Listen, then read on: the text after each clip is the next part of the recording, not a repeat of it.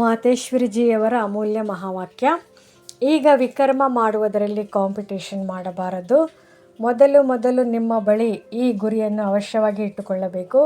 ನಮಗೆ ಯಾವುದೇ ರೀತಿಯಿಂದ ನಮ್ಮ ವಿಕಾರಗಳನ್ನು ವಶ ಮಾಡಿಕೊಳ್ಳಬೇಕು. ಆಗಲೇ ಈಶ್ವರ್ಯ ಸುಖ ಶಾಂತಿಯಲ್ಲಿರುತ್ತಾ ಬೇರೆಯವರನ್ನು ಸಹ ಶಾಂತಿಯಲ್ಲಿ ತನ್ನಿ. ಇದರಲ್ಲಿ ಸಹನ ಶಕ್ತಿ ಖಂಡಿತ ಅವಶ್ಯಕವಾಗಿದೆ. ಎಲ್ಲವೂ ನಿಮ್ಮ ಮೇಲೆ ಅವಲಂಬಿತವಾಗಿದೆ. ಹೀಗಲ್ಲ, ಯಾರೋ ಏನೋ ಹೇಳಿದರು ಅದರಿಂದ ಅಶಾಂತಿಯಲ್ಲಿ ಬಂದು ಬಿಟ್ಟೆ.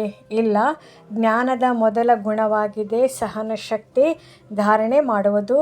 ನೋಡಿ, ಅಜ್ಞಾನ ಕಾಲದಲ್ಲಿಯೂ ಹೇಳುತ್ತಿದ್ದರು, ಭಲೆ ಯಾರಾದರೂ ಎಷ್ಟೇ ಬೈಗುಳ ಕೊಡಲಿ, ಹೀಗೆ ತಿಳಿಯಿರಿ, ನನಗೆ ಎಲ್ಲಿ ತಟ್ಟಿತು.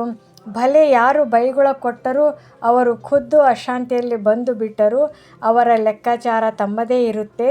ಆದರೆ ನಾವು ಸಹ ಅಶಾಂತಿಯಲ್ಲಿ ಬರುವುದು ಅವರಿಗೆ ಏನಾದರೂ ಹೇಳಿದಲ್ಲಿ ಮತ್ತೆ ನಮ್ಮ ವಿಕರ್ಮ ಆಗುವುದು. ಆದ್ದರಿಂದ ವಿಕರ್ಮ ಮಾಡುವ ಕಾಂಪಿಟೇಷನ್ ಮಾಡಬಾರದು. ನಾವಂತೂ ವಿಕರ್ಮವನ್ನು ಭಸ್ಮ ಮಾಡಬೇಕು ವಿನಃ ವಿಕರ್ಮ ಮಾಡುವುದಲ್ಲ. ಇಂತಹ ವಿಕರ್ಮವಂತೂ ಜನ್ಮ ಜನ್ಮಾಂತರ ಮಾಡುತ್ತಾ ಬಂದೆವು ಮತ್ತು ದುಃಖವನ್ನೇ ಪಡುತ್ತಾ ಬಂದೆವು. ಈಗಂತೂ ಜ್ಞಾನ ಸಿಗುತ್ತಿದೆ. ಈ 5 ವಿಕಾರಗಳನ್ನು ಗೆಲ್ಲಿರಿ.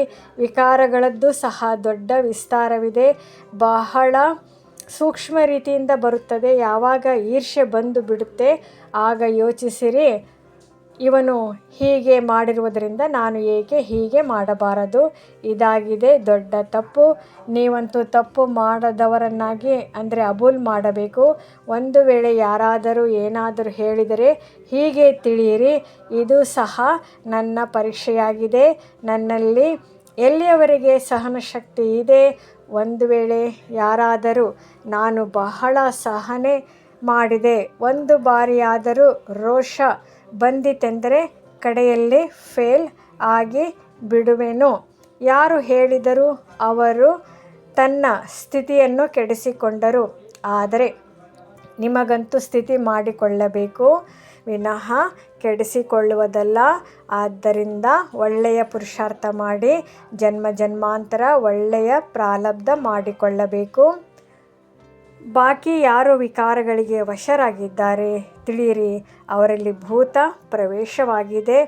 ಭೂತಗಳ ಭಾಷೆ ಈ ರೀತಿ ಇರುತ್ತೆ. ಆದರೆ ಯಾರು ದೈವಿ ಸೋಲ್ಸ್ ಅಂದರೆ ಆತ್ಮಗಳು ಇರುತ್ತಾರೆ ಅವರ ಭಾಷೆ ದೈವಿಯಾಗೇ ಇರುವುದು. ಆದ್ದರಿಂದ ತಾವೀಗ ದೈವಿಗಳಾಗಬೇಕೇ ವಿನಃ ಅಸುರರು ಅಲ್ಲ. ಒಳ್ಳೆಯದು. ಓಂ ಶಾಂತಿ.